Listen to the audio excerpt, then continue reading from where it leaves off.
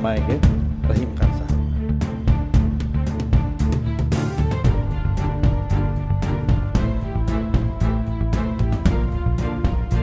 अस्सलाम वालेकुम, बिस्मिल्लाहिर्रहमानिर्रहीम।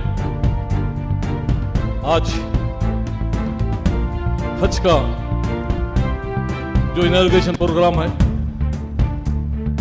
इस कार्यक्रम में माननीय मुख्यमंत्री सिद्धरामಯ್ಯ ಸಾಹೇಬರು ಬಂದಿದ್ದಾರೆ. ಜೊತೆಗೆ ನಮ್ಮ minorities and housing minister Zameer Ahmed Khan ಸಾಹೇಬರು ಇದ್ದಾರೆ. ಜೊತೆಗೆ ನಮ್ಮ ಮಿನಿಸ್ಟರ್ ಈ ಏರಿಯಾ ಭಾಗದ MLA ಬೈರಾಗೌಡ ಸಾಹೇಬರು ಇದ್ದಾರೆ.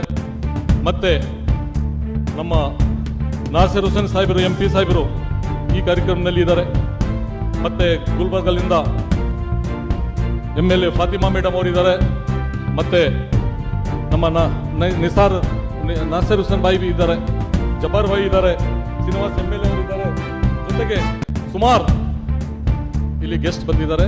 ಮತ್ತು ಇದಕ್ಕಿಂತ ಮುಖ್ಯ ನಮ್ಮ मौलाना ಅವರು, ಜೊತೆಗೆ हमारे साथी अभी मौलाना इमरान भाई बात किए हैं और मौलाना इफ्तिकार भाई, सभी मौलाना और खासकर हज कमेटी के चेयरमैन हमारे टीपू भाई और सभी मेंबर्स, और सबसे ज्यादा इंपॉर्टेंट है और जमीर भाई के बारे में भी आप सभी लोगों को पता है, अच्छे से अच्छे इंतजाम हमारी करने की कोशिश रही. इस बार 2 नए हज भवन के लिए सिद्धरामಯ್ಯ जी ने इस बार बजट में पैसा दिया है. जो मंगलूर में एक हज भवन बनने जा रहा है, कम से कम वहां पे 20 से 25 करोड़ रुपए लग रहे हैं, उसका सैंक्शन दिया है. वहां पे हमारे इनायत भाई उसको जमीन दिए हैं, अभी टीपू भाई बताएं. इसी तरह से गुलबर्ग में हमारे वहां के MLA जो खमरुल इस्लाम साहब के वाइफ है फातिमा जी, उनकी भी कोशिश 4-5 साल से बहुत ही कोशिश थी कि गुलबर्ग में एक बहुत ही खूबसूरत हज भवन बना जाए, जिसकी कीमत 10 करोड़ रुपए हम दिए थे, लेकिन उन्होंने फाइट करके उसको 30 करोड़ रुपए लेने के लिए गुजारिश की है. इंशाल्लाह वहां पे भी जल्द से जल्द गुलबर्ग में हज भवन बनने जा रहा है. इसी तरह से जिस जगह आप लोग सभी लोग बैठे हैं, ये पूरा फंक्शन हॉल को हर बार 1 करोड़ रुपए से ज्यादा खर्चा आ रहा था. ये फंक्शन हॉल टेंट के लिए, तो इसके लिए कम से कम इस बार सिद्धरामಯ್ಯ जी ने 10 करोड़ रुपए दिए. मैं जमीर साहब बहुत ही रिक्वेस्ट करने से यहाँ पे एक अच्छा सा भवन बना जाएगा, 3 फ्लोर का भवन बना जाएगा, जिसमें जो फंक्शन इस तरह से हो रहा है, कभी भी फंक्शन होगा, कई ट्रेनिंग प्रोग्राम, कई चीजें यहाँ पे होंगे.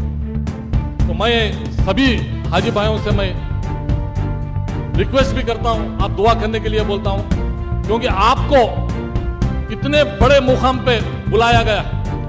जिंदगी के हर मोमिन भाई की ख्वाहिश रहती है कि एक बार मैं अल्लाह के घर पे जाऊं और मोहम्मद सल्लल्लाहु अलैहि वसल्लम के दरबार पे जाऊं. वो ख्वाहिश रहती है. अल्लाह लाखों लोगों में, करोड़ों लोगों में आपको सेलेक्ट किया. बहुत लोगों की ख्वाहिश थी, लेकिन आप लोग सेलेक्ट हुए.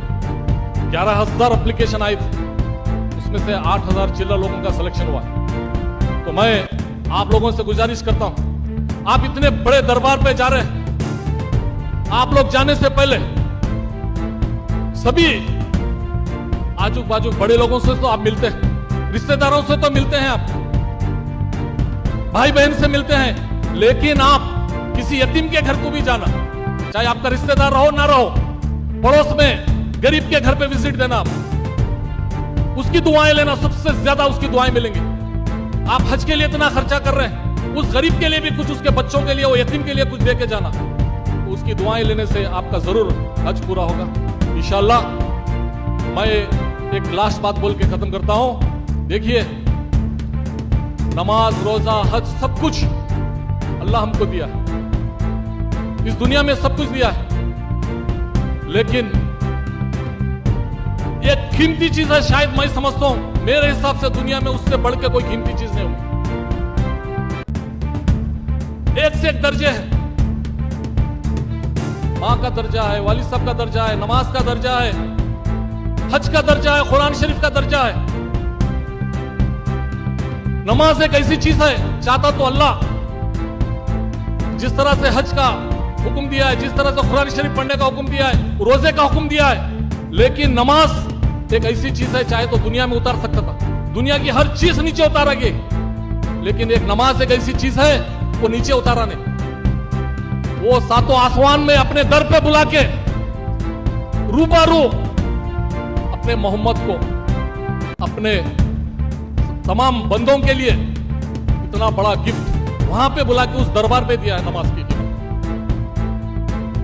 वहां पे नमाज दिया है, उसकी कीमत क्या है आप जानिए। हर चीज का एक एक है।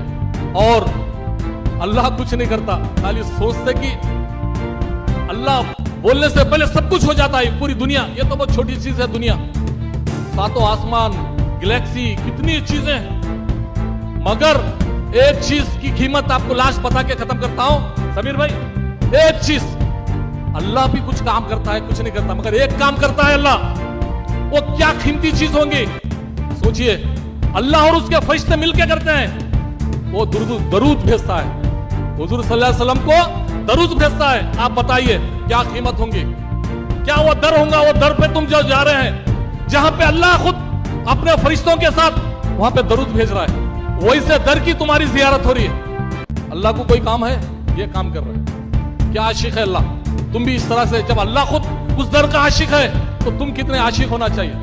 तुमको भी एक दीवानगी होना चाहिए उस दर पे जाने के लिए।